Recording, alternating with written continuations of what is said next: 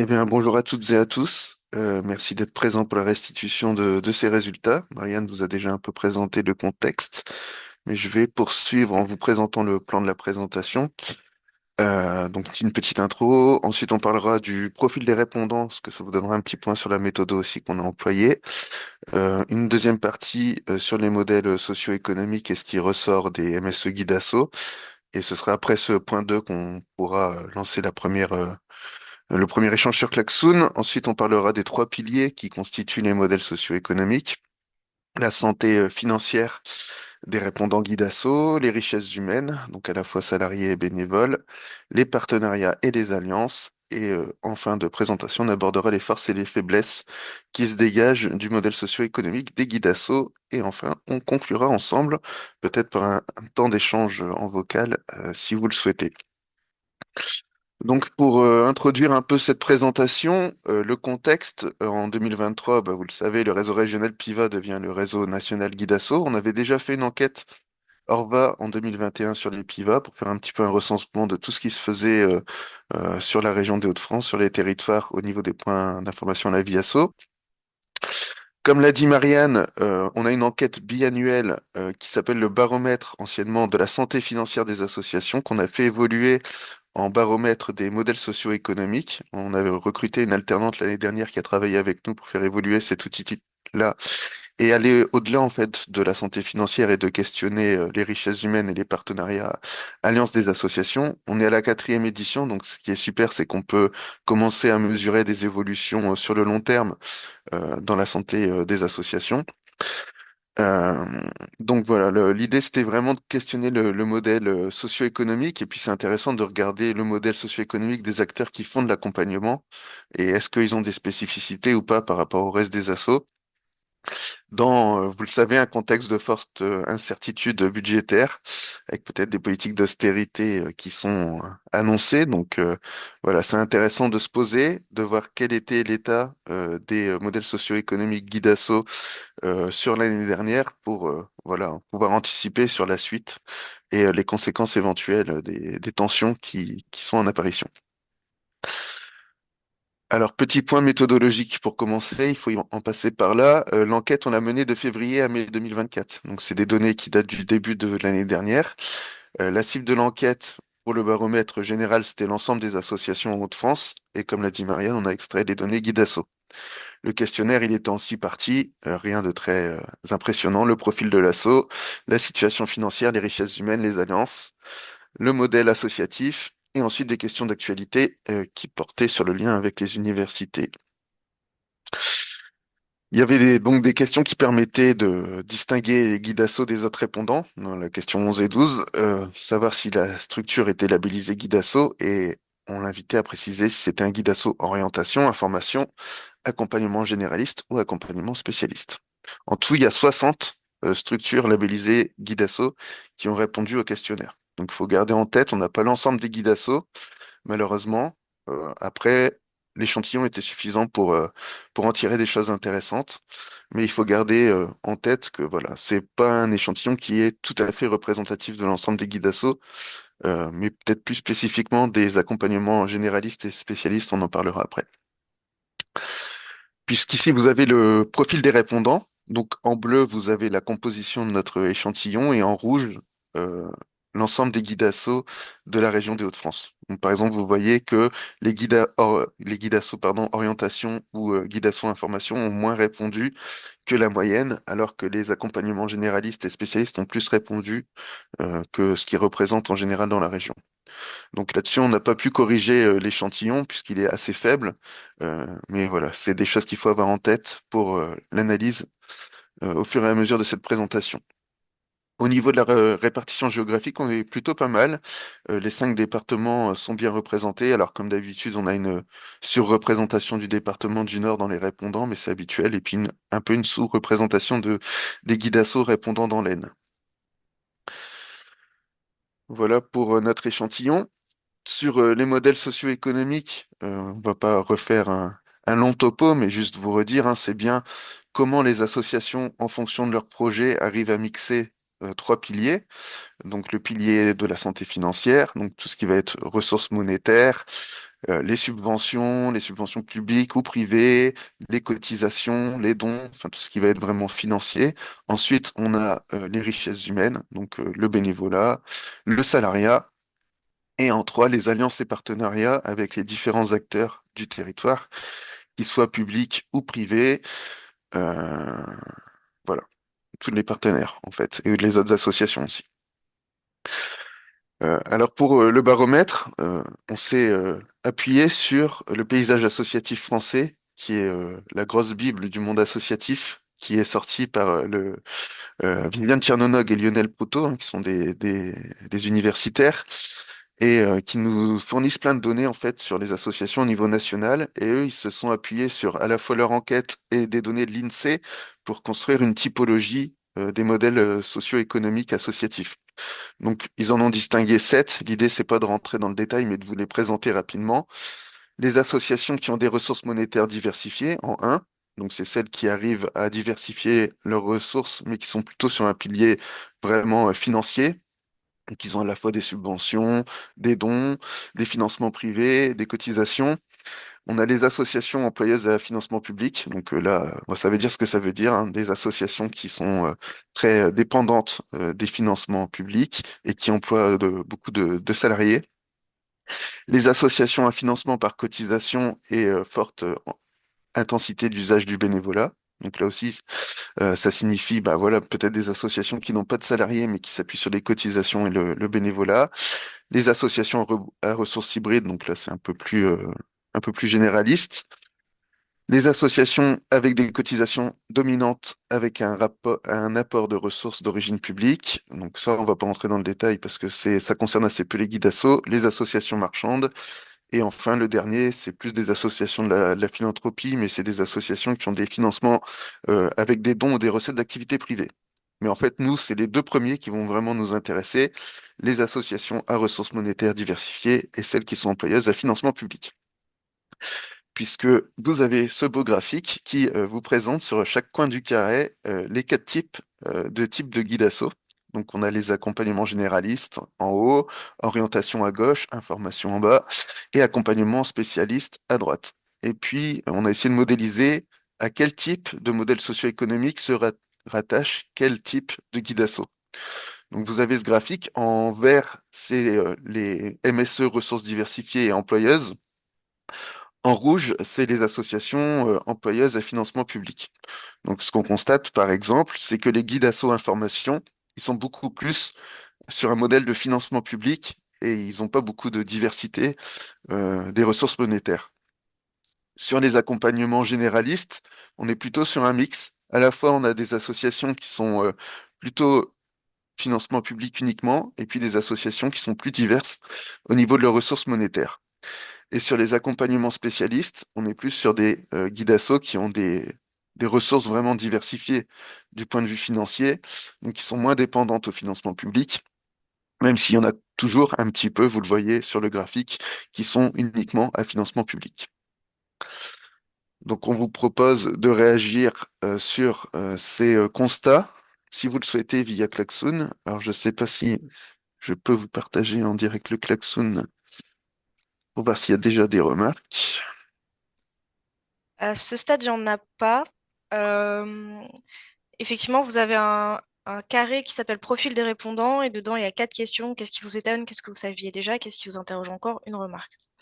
Donc ça peut être par le klaxon, ça peut être par le chat, Zoom, ou même si vous voulez prendre directement la parole. Toutes les formes de participation sont possibles. Et si vous n'avez pas de remarques, on passera à la suite. Moi, je veux bien prendre la parole Oui, et je veux bien le faire en direct. vas-y. C'est notamment sur les définitions, sur les financements.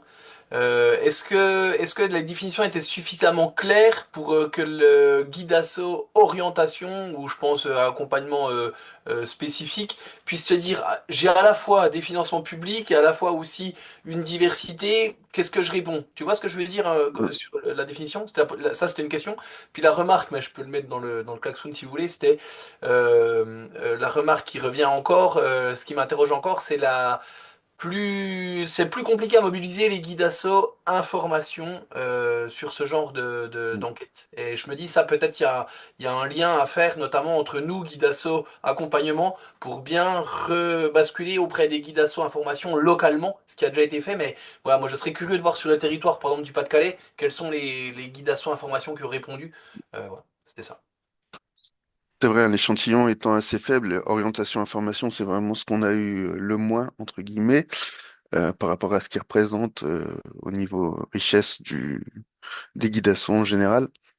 Au niveau de la définition des items, dans le questionnaire, on demandait de manière assez précise aux associations de se positionner sur à la fois la santé financière, donc les aspects financiers, et à la fois sur le bénévolat, sur les alliances et partenariats. Donc c'est à partir de ces critères-là qu'on a pu modéliser en fait bah, le taux d'adhésion de chaque catégorie de guide asso à chaque modèle socio-économique. Mais vraiment, il y en a deux qui ressortent principalement. C'est celle effectivement des financements publics uniques et celle des financements diversifiés. Moi, j'ai une petite question, s'il vous plaît. Ça va être sur le Ouais, profil des répondants. Euh, Par question à la con, excusez-moi, je suis toujours pas au point. Un guide SO, il peut être généraliste et spécialiste. Ça existe. Oui, c'est possible qu'il y ait la double Bon, labellisation. ok. Donc dans ce cas-là, il est on a référencé pris comment dans l'enquête? la plus haute entre guillemets. Euh, Spécialiste? voilà. Oh, bah non. Bon, en même temps, tous les spécialistes sont généralistes, non? Ben, on est parti de ce principe-là, mais effectivement, ça peut être discuté. Ok, Ils bon. ont pris le diplôme le plus haut, en fait. Exactement, Excusez-moi, c'est ça. j'ai peut-être mal entendu, mais on vient de dire que tous les spécialistes étaient généralistes. C'était une question. Non, Non, non, non. Oui, non, oui. Non, parce que je crois que Benjamin avait répondu oui. Hmm. non, c'est pas ça. En fait, Ça, ils D'accord. étaient quand généralement. l'asso a cliqué sur plusieurs niveaux de labellisation, on a pris le niveau de labellisation le plus haut. Ce qui ne veut pas dire qu'on a considéré que tous les labellisations les plus hautes étaient également labellisées pour les échelons du dessous. Ouais, c'est Je sais pas marrant si parce je que suis moi, je la clair. vois pas comme la plus haute. Je la vois comme deux. Enfin bon, après, c'est pas le débat ici, mais je le vois vraiment limite parallèle et limite T'as généraliste. raison. Enfin, bref, mais... Anne-Élodie, t'as raison. Ce qui est financé, c'est les accompagnements, hein. Mhm. Donc, et donc, heureusement que tous les spécialistes ne sont pas accompagnements. Sinon, effectivement, le conseil régional, Elisabeth, financerait beaucoup plus. Non, non, mais c'est vrai. Et puis les Donc, spécialistes, je les vois plus pointus. Enfin, justement, j'ai des spécialistes qui seraient pas capables d'accompagner comme nous, généralistes, le faisons sur certaines thématiques, sur les thématiques plus générales. Enfin, mais bref, c'est pas, on va pas refaire les labels là ce matin, mais voilà. Non, mais du coup, moi, ça m'embête un peu parce que sur les réponses, selon que la structure soit spécialiste, mais aussi généraliste, et donc et des financements publics, ou spécialiste toute seule sans financement public, on les met dans la même catégorie, en fait. C'est juste ça. Bon. Je relance pas le débat sur la classification, hein. Vous avez des guides SODLA aussi dans l'enquête ou pas? Je pourrais répondre en regardant de plus près l'échantillon. Après, là, je peux pas te répondre en direct. Oui, il y en a sûrement. Euh, mais il faudrait prendre le temps de regarder l'échantillon plus précisément. Et il y a assez peu dans mon souvenir d'assauts qui ont cliqué sur plusieurs labellisations guide assaut. Ça doit vraiment jouer à la marge. Mais effectivement, je peux vérifier ça après la rencontre. Bon, s'il n'y a pas d'autres remarques, on peut peut-être continuer. Est-ce que vous voyez le klaxon là ou le PowerPoint? On voit toujours le klaxon, je pense. Ouais. Ok.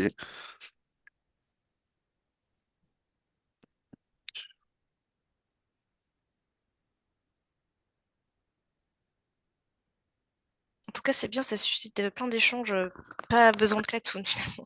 Ouais, bah oui. Ça dépend aussi le nombre de participants. Donc là, c'est bon, Vous vous nous voyez le PowerPoint? connaissez. Oui, on voit ton PowerPoint. Ok, super. Donc poursuivons sur la santé financière au niveau des tranches de budget des guides asso par rapport à la moyenne des associations employeuses.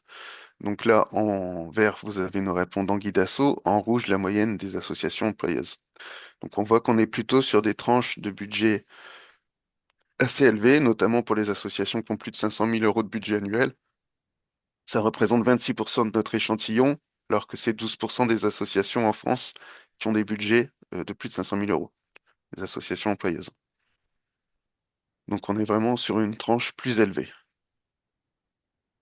Au niveau de la santé financière maintenant du répondant, on a demandé aux assos si financièrement ils se sentaient plutôt solides, plutôt incertains ou plutôt en danger. Donc on a 55% d'incertains et 16% de en danger. Donc vraiment un petit signal d'alarme quant au ressenti des associations vis-à-vis de leur santé financière. Il y a quand même 29% de solides, mais celles qui se sentent incertaines et en danger, c'est un peu plus que la moyenne des associations des Hauts-de-France, puisque en danger, on a 12% en Hauts-de-France qui se déclaraient en danger d'associations employeuses. Donc là, vous voyez, 16%, c'est un peu plus. Et on avait 52% qui se sentaient incertains, et là, c'est 55%. Donc effectivement, on est un peu plus inquiet que la moyenne. Sur les recettes en 2023, puisque l'échantillon, comme on l'a dit, on l'a collecté début 2024, euh, quel type de recettes était en augmentation, stable ou en baisse? Il y a quand même un répondant sur deux qui a déclaré que les subventions publiques étaient en baisse. Ensuite, on a les dons, les mécénats, les legs qui sont un peu plus stables, mais quand même déclarés en baisse. Les recettes d'activité publique, ça concerne pas forcément toutes les assos. Les recettes d'activité, elles sont plus stables, voire en hausse. Les cotisations des membres restent majoritairement assez stables, et c'est un pilier pour les ressources financières, quand ces cotisations sont suffisantes, bien sûr. Et je me permets juste une question. Oui, Quand vous dites c'est en baisse, c'est par rapport à l'exercice N-1? ouais, tout à fait. Tout à fait. Donc c'était en 2023 par rapport à 2022. La question était formulée de la sorte. D'accord, merci. Sur l'origine des financements publics, donc quand ils sont déclarés en hausse stable ou en baisse, quels sont-ils? Ah, on s'aperçoit que c'est l'échelon EPCI qui est le plus déclaré en baisse. Vient ensuite l'État, la région, etc. Donc vous voyez aussi les facteurs de stabilité, c'est plutôt la commune, le département aussi, quand l'association, bien sûr, dispose de financements publics qui viennent de ces sources-là. Les organismes sociaux, mais ça concerne assez peu d'associations. Euh, voilà, donc vous voyez un peu euh, la structure des financements publics, là où c'est déclaré en baisse, en augmentation, stable. Je peux poser une question, Ouais, juste pour bien comprendre, hein. ouais, je t'en prie. Ça veut dire que les répondants Oui, disent, sont, il y a 40% des répondants qui reçoivent un financement de l'État, qui déclarent que ce financement est en baisse. qui déclarent que les financements État pour leur mission Guidasso est en baisse. Pas pour leur mission Guidasso, pour en général sur leur structure. D'accord. Ça va? Ah ouais, c'est bon. Toujours sur la santé financière, 48% des Guidasso déclarent avoir perdu un financement en 2023. Sur ces 48%, dans 62% des cas, ils disent que cette perte était importante et que majoritairement c'était d'origine publique. Donc, c'est en cohérence avec ce que je vous ai présenté sur la slide précédente. Donc là, sur cette slide juste avant, c'est 48% des associations qui portent également un label Guidasso sur la suivante. Pardon. Quand il est écrit Guidasso, en fait, c'est les répondants Ouais, les sur répondants leur Guidasso. activité générale. Ouais, tout à fait. C'est C'est- pas en tant que Guidasso sur leur activité Non, Guidasso. non, Non, non. je vais te donner un exemple si tu veux, Yasmine. Le Non, Germois non, fait pas. non, non, j'ai pas besoin Ok. d'exemple. C'est juste que je dis juste comment c'est écrit et ce que ça signifie. Ouais. Oui, c'est pas spécifiquement sur leur financement Guidasso. J'ai j'ai- Donc j'ai la bien, santé, je sais bien de quoi il est question. C'est bon, merci. top. Donc, pour poursuivre, est-ce qu'ils ont eu un nouveau financement pour compenser cette perte? Pour 31%, oui, d'origine publique. Pour 10%, oui, de la part d'un financeur privé. Enfin, ça compense pas forcément dans les mêmes montants, hein, mais c'est pour donner une idée. Et non, dans 59% des cas. Donc, c'est quand même une alerte aussi. Il y a peu de nouveaux financements qui sont trouvés par les guides à sous, entre guillemets. Euh, Est-ce que dans l'enquête, dans le détail, il donne l'origine des financements dans le détail? Non, pas sur les nouveaux financements, sinon après, bah, c'est... Non, même sur la perte. Sur la Enfin, perte, bah, il y a ce détail sur les financements publics, ce que je vous ai présenté là, mais pas sur les financements privés. On ne demande pas quel d'accord. financement Et- privé, quelle fondation. ok. Mais parce que des fois, enfin, par exemple, il peut y avoir une baisse des financements de l'État, mais c'était, enfin, ce que je veux dire, c'est que c'était prévu. Si par exemple, c'est dès Hmm. l'origine des financements qui sont octroyés pour 3 ans, on sait très bien qu'au bout de 3 ans, quand il y a une perte, enfin, j'ai envie de dire, c'est pas une surprise. Oui, bien sûr. Non, non, là, on vient pas Ok. caractériser une perte soudaine ou il y a Ok. beaucoup Non, non, d'associations qui pour peuvent savoir. anticiper, hein. D'accord. Au niveau des problèmes de trésorerie, quand même un aspect important, 8% déclarent avoir des problèmes de trésorerie de manière récurrente, 30% de manière ponctuelle, 60% n'ont pas de problème de trésorerie. Il y a 2% ne sait pas. Concernant les mois de trésorerie couverts, parce qu'on demande voilà, une estimation des mois d'activité qui sont couverts par la trésorerie, plus de 6 mois, 20%, entre 3 et 6 mois, 51%, moins de 3 mois, 20%. Donc, par rapport à la moyenne aux Hauts-de-France, il y a un peu plus de difficultés ponctuelles de trésorerie, mais ils ont aussi un peu plus de mois d'activité en réserve. Et c'est la dernière slide pour les aspects financiers. On a demandé est-ce qu'ils étaient confiants en l'avenir. Bon, il n'y a aucun guide asso très confiant en l'avenir. Il y a 28% de confiants, il y a 52% d'inquiets, et alors, attendez, j'ai les fenêtres qui me gênent, 13% de très inquiets. Et on a demandé les perspectives sur le plan financier. Bah, beaucoup, comme on le disait, anticipent une baisse des subventions publiques, 37% d'entre eux. Et après, bah, on a les facteurs de stabilité, les cotisations, les recettes d'activité privée. Les recettes d'activité publique, beaucoup ne sait pas parce que ça concerne assez peu de répondants. Voilà. Donc comme ça, vous avez un peu les perspectives pour les années à venir. Alors, on avait interrogé 2024-2025 à l'époque du questionnaire. Voilà, je vous invite à réagir si vous avez des remarques. Je ne sais pas si Marianne, il y a des choses sur le klaxon ou si on passe que en vocal. Il Mais y a... ce qu'on peut dire, ouais, Vas-y, vas-y. pardon, vas-y. Ce qu'on peut dire, c'est que la santé financière, elle est un petit peu plus fragile que la moyenne des associations employeuses comparables. Il y a une inquiétude qui est très forte, notamment, bah, forcément, puisqu'on anticipe les subventions publiques en baisse et qu'on est sur des MSE qui s'appuient largement sur cette dimension-là, ça vous étonnera pas que le sentiment d'inquiétude va de pair. Et puis, on a quand même des bases de trésorerie qui étaient saines et qui permettaient d'éviter un danger immédiat en début d'année dernière. Est-ce que vous souhaitez faire des remarques? Il y a deux questions dans le chat. La première, c'était, on a le même graphique par label. Je crois que c'était au tout début de ta présentation quand tu C'était parlais le de, camembert. ouais, des personnes inquiètes, très inquiètes. S'il y avait ce camembert-là pour chaque, label.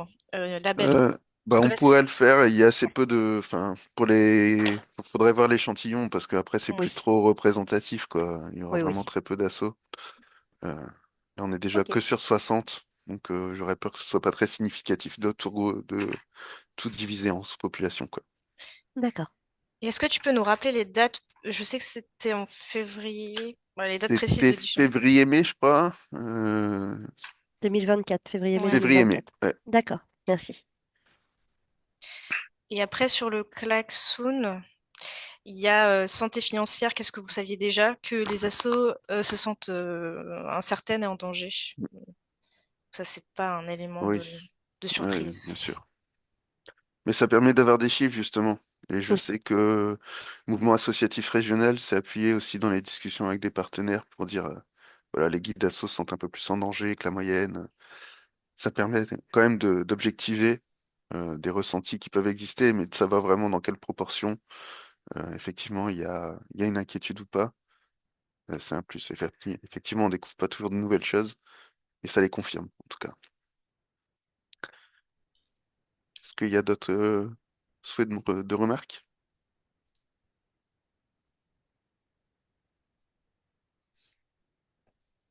Donc on peut passer à la suite. Sur les richesses humaines. Donc là, c'est un peu plus court que la santé financière. Euh, on a demandé aux guides asso comment ont évolué leur ETP, leur nombre de TP en 2023. Donc on a beaucoup été 40% sur une augmentation, 38% une stabilité et seulement 22% de diminution. Enfin seulement c'est quand même pas mal.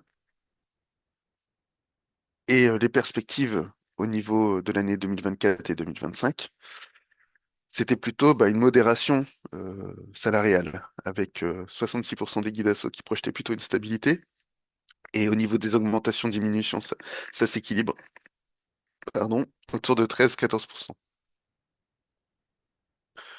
Donc voilà, face à ces incertitudes financières, on n'était pas encore dans le fait de diminuer la masse salariale, mais plutôt de trouver un point d'équilibre et d'essayer de tenir, entre guillemets. Ça, c'est pour les richesses salariées. Et au niveau du bénévolat, donc ça, c'est le bénévolat en général dans la structure. Donc 27% le déclarent en augmentation, 59% déclarent une stabilité et 15% une diminution.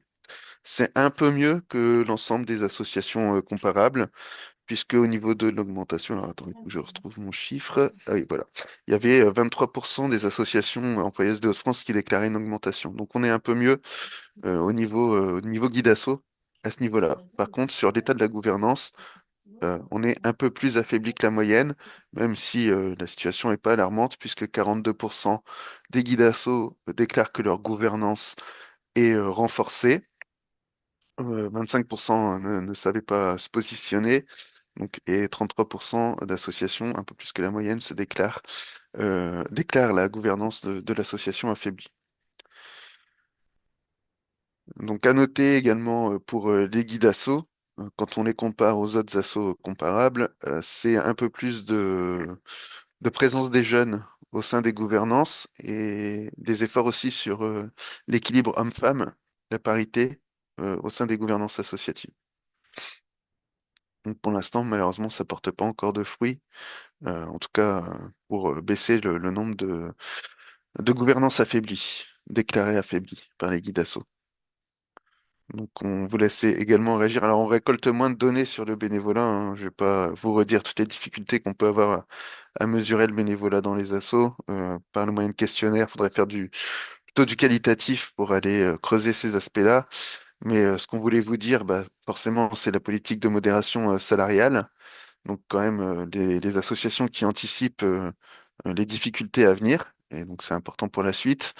Donc une situation du bénévolat qui est plutôt positive, notamment sur le bénévolat de terrain, entre guillemets, et les efforts d'inclusion qui sont à souligner par rapport à la moyenne des structures en Hauts-de-France. Est-ce qu'il y a des remarques là-dessus? Sur le guide, sur le klaxon non plus? Non, ça réagit pas sur le klaxon. Ok. Bien. Benjamin, juste une petite question sur la Mm. gouvernance. Donc, les guides assos information ont répondu aussi, c'est ça? Ouais, ouais, Et ouais, donc, beaucoup de guides assos information plutôt municipaux ou de collectivités, tu vois. Donc, je sais pas ouais. trop comment vous avez pu faire un Non, tri là-dessus. il y a pas de collectivités qui ont répondu. On a Ah, regardé ok, avec Marianne, non, non. d'accord. Ouais, malheureusement, le questionnaire étant plutôt calibré pour les assos, peut-être qu'ils ne se sont pas sentis, et c'est peut-être quelque chose qu'il faudra revoir si on devait reproduire ce type d'enquête, produire un questionnaire spécifique pour les associations qui sont plutôt les Ok. collectivités, pardon, les guides assos qui sont plutôt des collectivités. Euh, Oui, bah, par exemple, nous, je peux témoigner. Effectivement, oui, je me pose la question de savoir si j'avais répondu, mais au vu des éléments questionnés, je n'y ai pas répondu, effectivement, en tant que collectivité, puisqu'effectivement, on était sur des questions relatives aux associations, ou peut-être ai-je mal saisi, hein. Donc, mm, vous voyez, j'en fais partie, et donc c'est pour ça que comme on a répondu sur le bilan Guidasso, mais autant celui-ci, mm, j'ai pas souvenir. J'y ai répondu en tant qu'association sur mes autres casquettes, mm. mais et voilà, sur d'autres. Non, non, ok.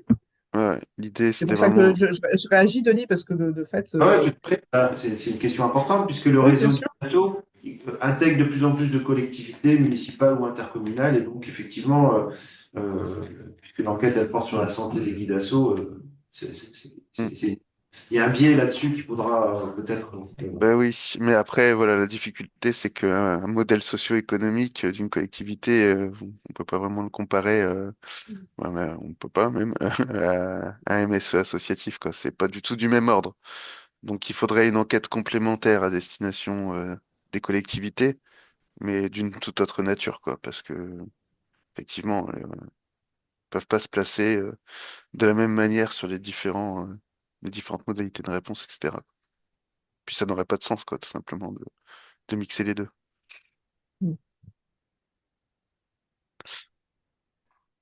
Voilà pour l'aspect Yes. pili. Attends, il y a Pardon. Yasmine qui veut prendre la parole. Ouais, Oui, quand vous dites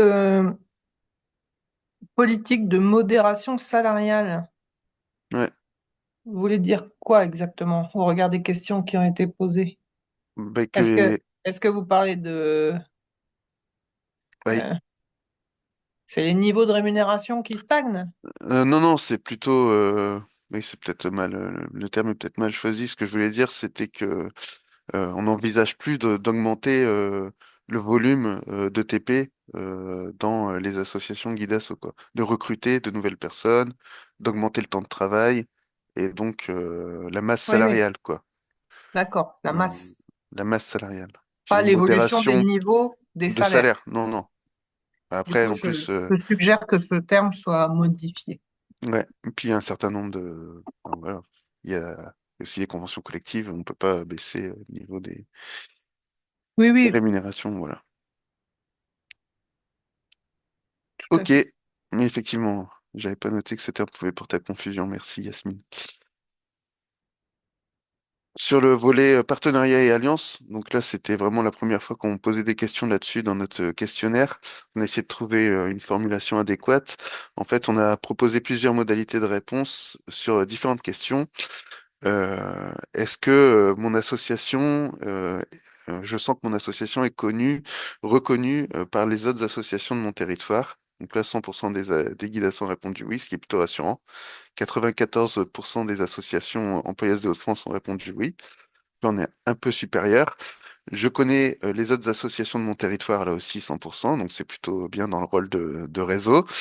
J'arrive à me mettre en contact avec d'autres assos pour des projets communs. Là, on est quand même bien supérieur avec 90% des guides assos qui ont répondu oui contre 77% des associations employeuses en Hauts-de-France. Donc là, c'est un vrai marqueur. Et au niveau de la mutualisation des ressources, bon, ça vous étonnera pas, mais on est aussi largement au-dessus. 70% des guides assos répondent oui contre 44% des associations employeuses en Hauts-de-France. Donc on voit que c'est un pilier fort du modèle socio-économique des guides assos sur le volet partenariat alliance, notamment au niveau des mutualisations. Après, le fait qu'elles soient connues et reconnues sur le territoire, ben forcément, c'est un atout, mais c'est moins étonnant. Quels sont leurs partenaires au guide asso? Donc, au niveau des partenaires publics et institutions, 97% des guides asso répondent oui, c'est des partenaires récurrents.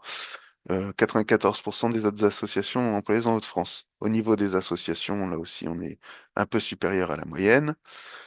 Au niveau des autres acteurs de l'économie sociale et solidaire, voilà, déjà, on sait peut-être mieux ce que sont les autres acteurs de l'économie sociale et solidaire, à quelle définition ils répondent et on se sent plus en contact avec elles. Donc là aussi, dans la mise en réseau, c'est intéressant.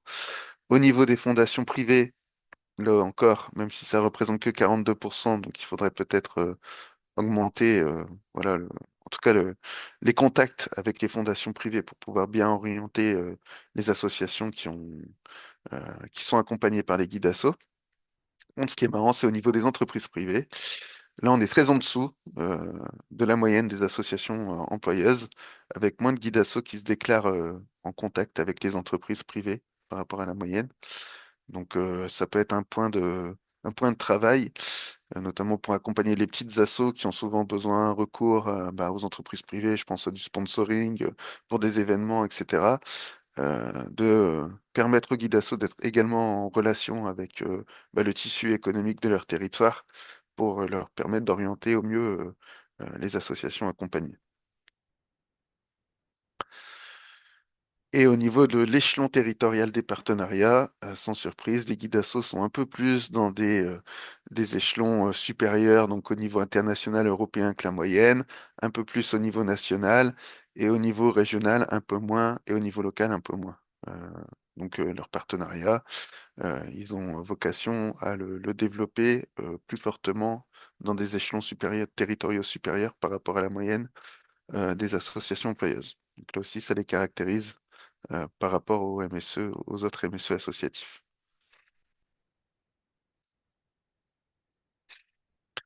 Donc sur ce volet partenariat et alliance, on peut dire hein, que c'est un point fort euh, du MSE des Guidasso.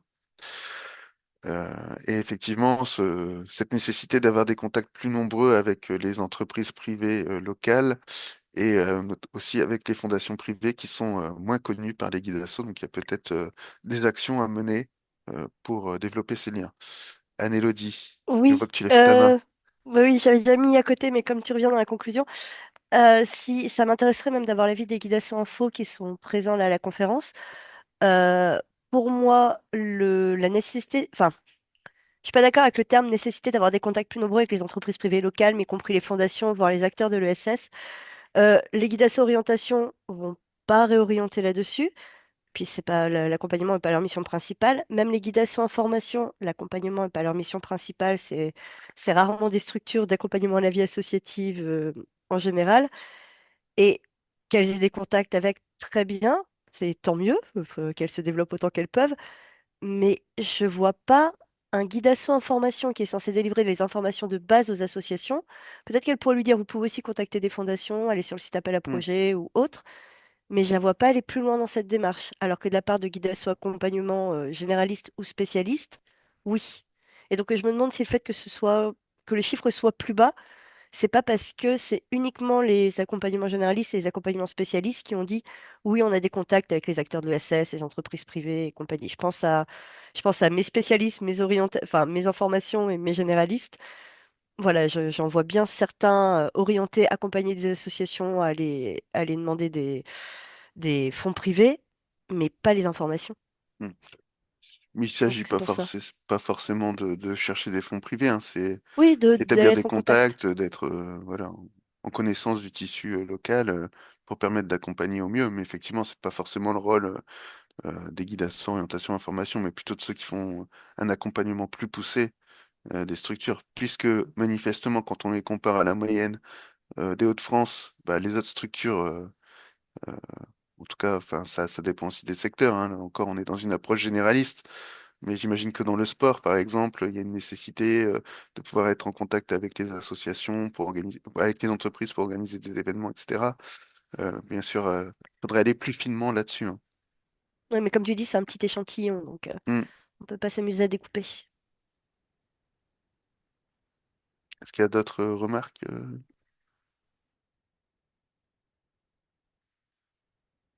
Rien sur le klaxon, Marianne? Non, non, non. Bon, on retiendra que le klaxon, c'est pas la meilleure. Bah, c'est d'autres moyens Voilà. d'expression. Il y a plutôt PH qui dit que c'est plutôt rassurant de voir que les guides assos connaissent les assos de leur territoire. C'est vrai que c'est un petit peu Ouais, ouais. Bon, on est une d'accord, des hein. missions. Euh, Si ça n'avait pas été le cas, on aurait été étonné, on aurait pu en discuter. Donc c'est ça aussi qui fait l'intérêt de pouvoir observer ce que font les associations, c'est de pouvoir mettre des points d'alerte si on les constate. Donc pour finir, il y avait toute une série de questions parce que bah, ce baromètre des MSE associatifs, on l'a construit aussi avec d'autres acteurs. Je pense à la Fédération des centres sociaux, qui a participé au COPIL avec Mathieu Candas. Je pense à Laurent Gardin, qui est universitaire et qui fait de la recherche sur ces questions-là. Et notre volonté, c'était au-delà de voir quel asso va dans quel type de MSE. C'est pas la chose la plus intéressante, c'était de voir éventuellement est-ce qu'il y a des forces et des faiblesses qui sont associées aux différents modèles socio-économiques. Donc, à la fin du questionnaire, si vous y avez répondu, je l'espère, pour ceux qui sont des assos, euh, à la fin du questionnaire, il y avait toute une série de questions où on invitait les répondants à se positionner sur une échelle tout à fait d'accord, d'accord, sans opinion, pas d'accord, pas du tout d'accord. Donc, ce que je vous présente là, prenez pas en compte les chiffres. Les chiffres en eux-mêmes ne disent rien, parce que c'est des scores qui sont calculés. C'est plutôt les couleurs qui comptent. Quand c'est vert, c'est un fort accord avec la proposition, et quand c'est rouge, c'est un fort désaccord, en fait. Donc, ce qui est intéressant de voir concernant le volet financier, je ne comprends pas les critères de choix des financeurs publics. Il y a un fort accord avec la proposition chez les guides asso. Donc, à la fois parce qu'ils sont plus en contact avec les financeurs publics par nature, mais bon, c'est intéressant de voir qu'il y a encore des efforts à faire au niveau du dialogue pour que bah, les guides asso puissent aussi orienter efficacement les associations dans leurs demandes. Les financeurs sont de plus en plus dans une volonté de contrôle de ma structure, là aussi plutôt un accord. Je dois diminuer le volume de mes activités faute de financement, un petit accord, donc ça veut dire qu'il y a quand même des assos qui sont dans une difficulté qui les amène à réduire leurs services aux usagers, aux habitants, donc c'est quand même un petit point d'alerte.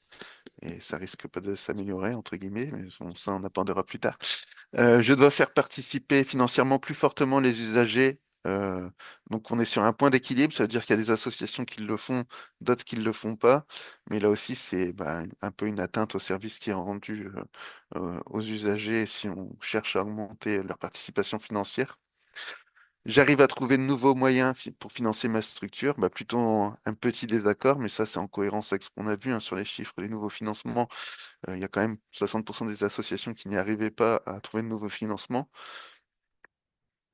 Et je me sens dépendant d'un financeur unique, plutôt en fort désaccord.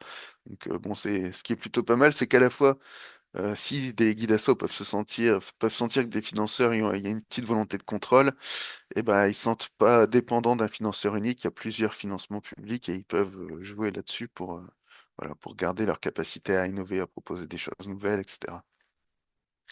Ça, c'est sur le volet financier. Et il y a la même chose pour chaque pilier. Concernant les richesses humaines, un fort accord avec les missions de mes bénévoles et salariés sont bien définies et distinctes. C'est plutôt pas mal parce que parfois c'est une difficulté dans certaines structures. J'ai des difficultés à recruter de nouveaux bénévoles, un fort accord aussi. Donc bon, là, c'est ce qu'on a vu tout à l'heure, hein. Il y a encore des efforts à faire sur l'engagement et le bénévolat parce que ça vient fragiliser en fait le modèle des guides asso. Je parviens à recruter des profils en phase avec mon projet associatif. Là aussi, un petit point d'équilibre. Donc, ça veut dire qu'il y a des assos qui ont des difficultés, d'autres qui n'en ont pas. Mais je pense à d'autres enquêtes qu'on a pu réaliser, notamment dans le cadre de l'enquête sur les conditions de travail dans les associations. On sait que chez les dirigeants, c'est une vraie interrogation, en tout cas. Euh, Ensuite, on a ma gouvernance bénévole qui se renouvelle plutôt en désaccord. Donc là, en cohérence avec ce qu'on a vu tout à l'heure, un point d'alerte. Et j'ai dû mettre fin à des activités faute de bénévoles. Il y a un fort désaccord avec cette proposition-là. Donc, ce qui est chouette, c'est que bah, le bénévolat, en tout cas sa fragilisation, n'est pas un frein aux activités. Et bah, voilà, les guides assos qui développent des activités bénévoles, des missions en lien avec les bénévoles, le bénévolat ne les amène, la chute du bénévolat ne les amène pas à réduire des activités pour l'instant.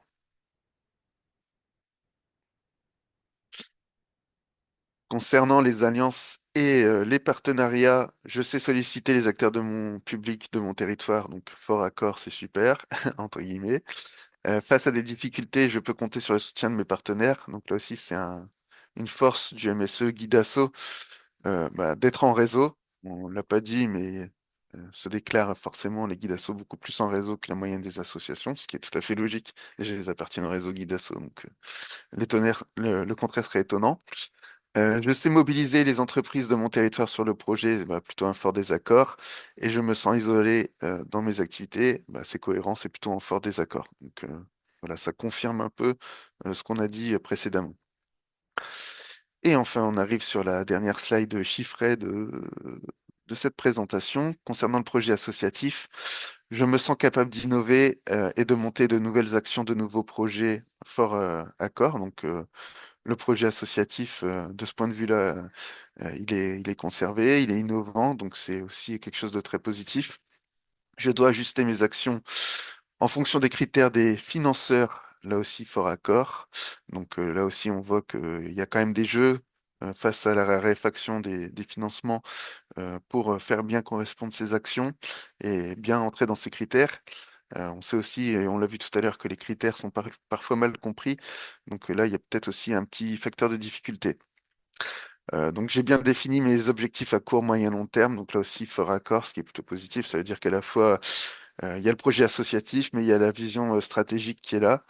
Et donc c'est vraiment le projet associatif qui est moteur pour le déploiement des activités et avec le modèle socio-économique qui va avec. Et c'est le principal intérêt de cette analyse sur les modèles socio-économiques. Mes relations partenariales m'aident à définir plus précisément les objectifs de mon projet, plutôt un point de neutralité, donc bon, c'est aussi un signe d'indépendance, hein. On est plutôt centré à l'interne sur son projet stratégique. On est aussi en partenariat, mais c'est pas pour définir les objectifs de mon projet, c'est plutôt voilà, pour être des appuis plutôt qu'être au cœur de la définition du projet de mon association.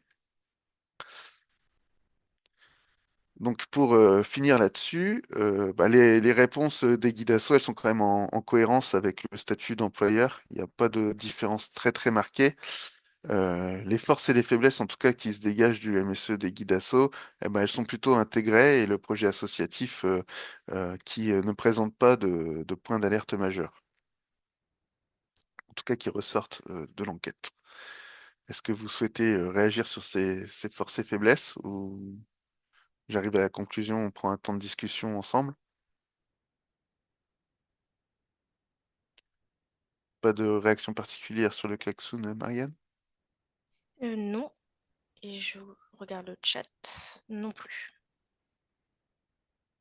Ok. Donc, bon, pour conclure, il y a un équilibre financier surtout qui est fragile euh, du fait du modèle socio-économique d'Idaso qui s'appuie sur des subventions publiques, mais c'est normal également puisqu'il y a des missions qui sont des missions d'intérêt général qui participent en quelque sorte d'un service public qui est rendu, même si on peut revenir sur ces définitions-là, mais forcément, cette dépendance au financement public amène à un équilibre financier un peu plus fragile que les autres associations au sein du maillage Guidasso. Les alliances et le partenariat, ça semble quand même être le pilier du modèle socio-économique en général des Guidasso, avec, on l'a vu, hein, l'intérêt d'être en réseau, euh, qui est vraiment une richesse. Au niveau des richesses bénévoles, là aussi, c'est un atout des guides assos, même si la crise des gouvernances pèse quand même. Mais on voit aussi que les guides assos sont dans des démarches pour améliorer l'inclusivité, par exemple, et que, en tout cas, au niveau du bénévolat de terrain, c'est plutôt favorable. Euh, pour conclure aussi, ce qu'on peut dire, c'est que face donc là j'ai écrit à la crise sur le PowerPoint, mais c'est plutôt aux crises qui se succèdent.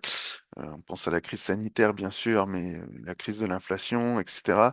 Il y a la nécessité d'avancer vers un suivi plus rapproché de la santé financière à la fois et des modèles socio-économiques à la fois de l'ensemble des assos des Hauts-de-France, mais aussi des guides assos. Et vous le savez, hein, vous l'avez vu passer, on est en train de mener une enquête au niveau national avec le mouvement associatif national, le réseau national des maisons des associations, et en partenariat avec Exopé, c'est leur vote France qui est chargé de la partie technique de cette enquête. Mais c'est très important que vous puissiez répondre. On a jusqu'au 12 mars, donc c'est bientôt la fin du questionnaire. On a environ 4000 répondants solides sur l'ensemble de la France, environ 450 au niveau des Hauts-de-France, mais ce serait bien qu'on fasse encore monter un peu cet échantillon pour qu'on puisse avoir le plus de données pertinentes à vous partager. L'idée, c'est de suivre l'état de santé financière des associations et de pouvoir avancer, donc, notamment aussi avec l'État qui est de plus en plus dans une démarche de partage des données sur la santé, sur le volet financier, notamment des associations. Et voilà, de pouvoir être en anticipation de ce qui va se passer, puisqu'on a des annonces qui se succèdent, voilà, de pouvoir être en capacité de pouvoir alerter quand il le faut et le plus rapidement possible, de ne pas avoir un temps de retard entre la publication d'une enquête, le traitement des résultats, etc. Et vraiment de coller au plus près de vos besoins et des besoins des associations que vous accompagnez. Donc vraiment, je vous incite à relayer cette enquête. Peut-être que Marianne, tu souhaites aussi dire un mot de conclusion là-dessus. Bah, sur l'enquête, tout est dit, hein. J'avais fait partir un mail sur le mailing list Guidasso. Effectivement, n'hésitez pas à répondre pour vous-même et pour les assos de vos territoires. Donc 12 mars, ça va arriver très très vite, mercredi prochain. Tout à fait. Et il n'y aura pas de délai supplémentaire accordé. Non. C'est vraiment fermé définitif 12 mars.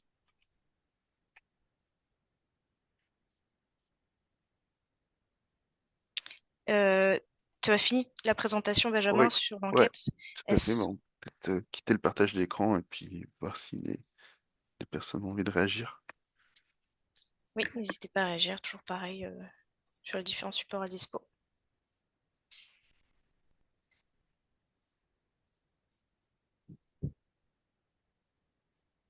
Et j'en profite aussi pour redonner des infos qui ont circulé sur, pareil, la mailing list. J'essaie de retrouver mon partage, mon PowerPoint.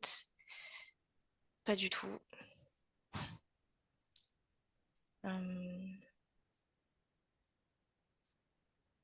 Je vais y arriver. Toujours pas. Vous voyez toujours pas mon écran en Là, blanc. on voit ton Outlook, là. Ok. Il y avait comment dire, sur le site du mouvement associatif aussi, il y a un espace ressources qui s'appelle Faire face à l'instabilité budgétaire, je le redis ici. Et je peux même en fait vous mettre dans le chat, ça marche aussi. Parce qu'on sait que c'est une période un peu compliquée et donc il y a des ressources qui ont été produites et notamment avec Hauts-de-France Active. Donc vous retrouvez des conseils sur identifier les difficultés et apporter une réponse adaptée. Une crise peut en cacher une autre. 9 conseils pour surmonter les difficultés de trésorerie, les différents dispositifs d'accompagnement et les procédures amiables et collectives en cas de difficulté. Donc c'est pareil, ça c'est aussi quelque chose que vous pouvez pour vous-même et pour les structures que vous accompagnez diffuser en termes de ressources. Et j'en profite aussi sur tout le sujet modèle socio-économique. Vous avez dû le voir passer aussi, il y a une invitation qui est parue pour le 11 avril pour une journée de restitution sur comment dire, sur le prototypage d'une formation des bénévoles sur les modèles socio-économiques. Donc les personnes présentes, guide asso, accompagnement généraliste, ou même les personnes qui n'ont pas eu le mail mais qui sont intéressées et les porteurs de formation sont invités le 11 avril pour qu'on puisse tester ensemble la formation, que vous puissiez vous l'approprier et la diffuser auprès des bénévoles de votre territoire, parce que ça peut aussi être un outil pour eux bénévoles, pas de pilotage, mais voilà, de se rendre compte un peu de l'état de santé de leur asso. Donc voilà les deux infos que je voulais transmettre aussi un peu en perspective, en conclusion. Et je ne sais pas si quelqu'un veut réagir à ce qui a été dit.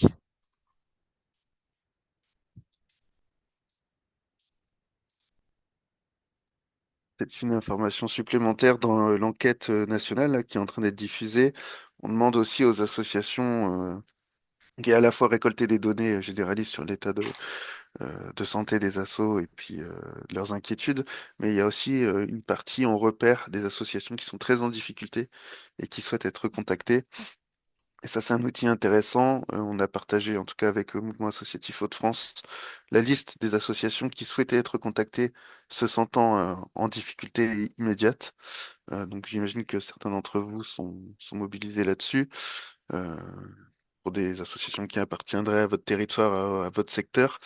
Mais en tout cas, s'il y a encore de nouvelles associations d'ici le 12 mars qui signalent ce type de situation, on vous le signalera.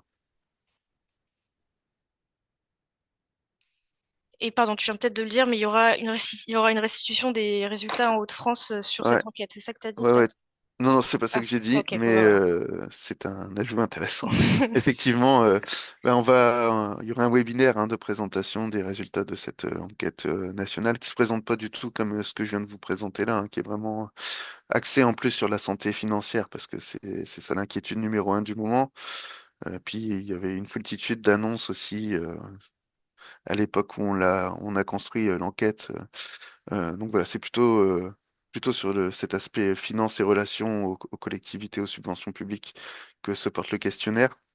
Mais on fera une restitution spécifique Hauts-de-France.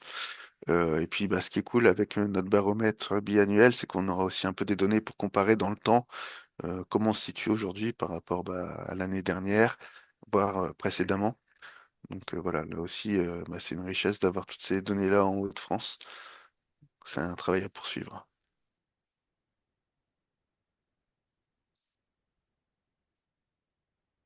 Est-ce que sur tout ça, il y a d'autres prises de parole?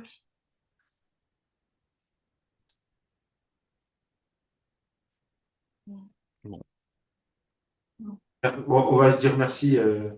Enfin, je parle aussi en tant que trésorier de l'Orva. Merci Benjamin pour ce travail. Donc c'est vrai que pour les guides d'assaut, c'est une enquête intéressante. Cependant, quelque part, d'étudier le modèle de l'association qui porte la fonction guide d'assaut, c'était intéressant. Le focus sur la mission guide asso, il sera aussi intéressant. C'est-à-dire que comment on la finance, les richesses humaines en lien avec la fonction guide asso, parce qu'effectivement, sur des maisons des assos comme nous, la fonction guide asso, elle est au cœur de notre projet associatif, mais un centre social qui porte la mission guide asso accompagnement, il y a d'autres missions à côté.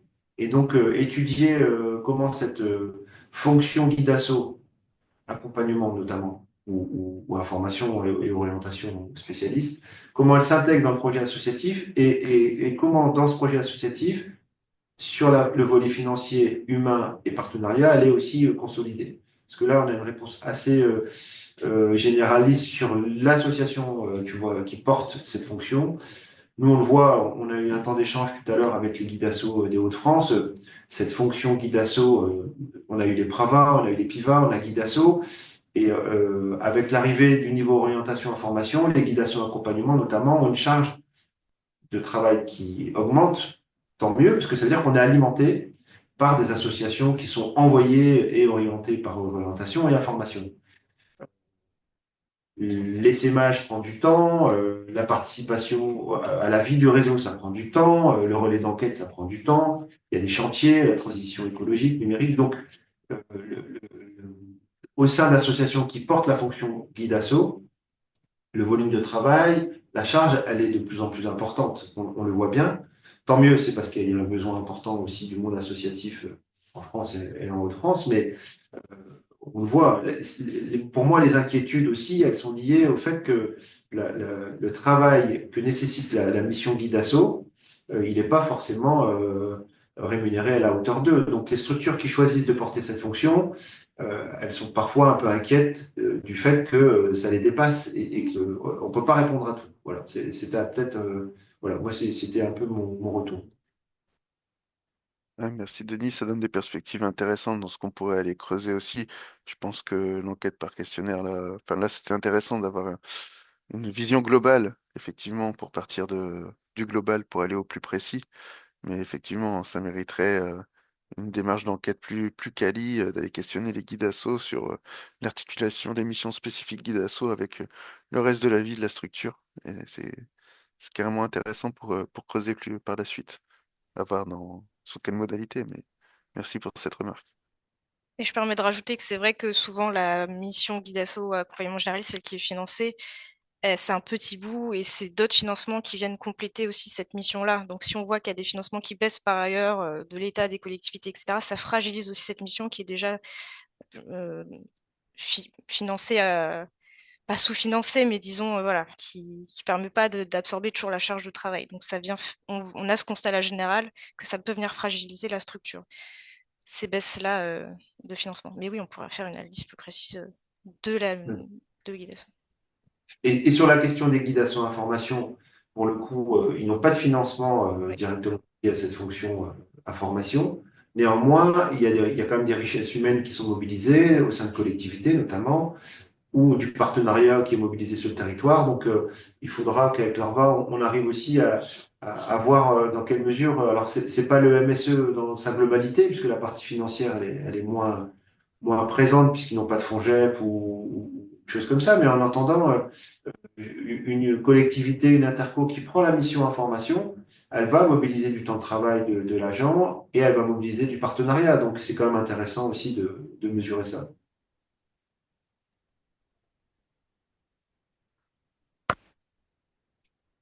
Oui, tout à fait, Ludovic Duval, mairie d'Abbeville, c'est ce que j'avais remarqué. Ça serait quand même intéressant que nous, qui sommes collectivités, intervenons en tant que guide asso information, on soit pris un peu en compte sur cette partie.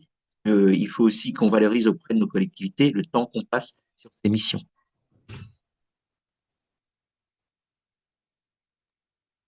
Tout à fait.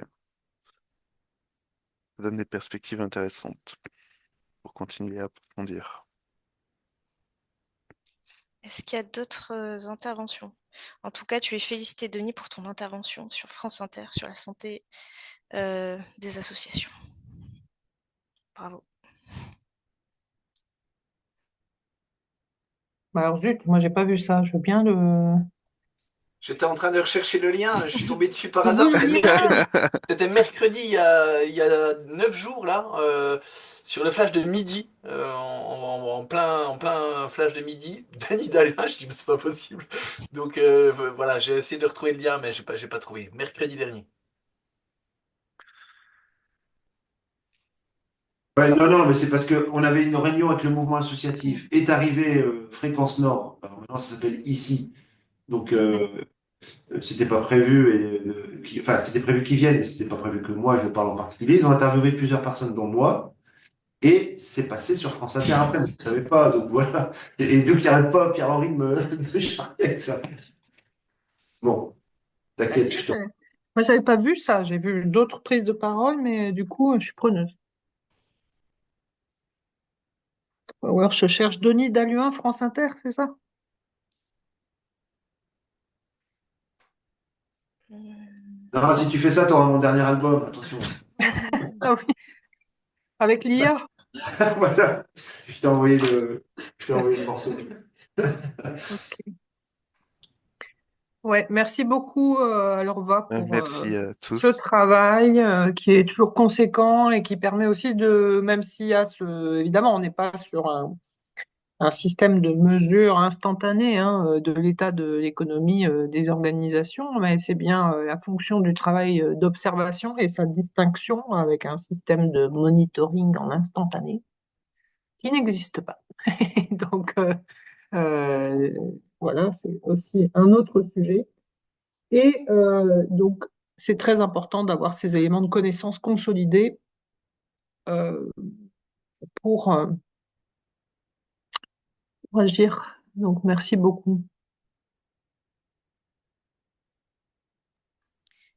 Euh, Est-ce qu'il y a encore d'autres prises de parole? Sinon, on peut se laisser là-dessus.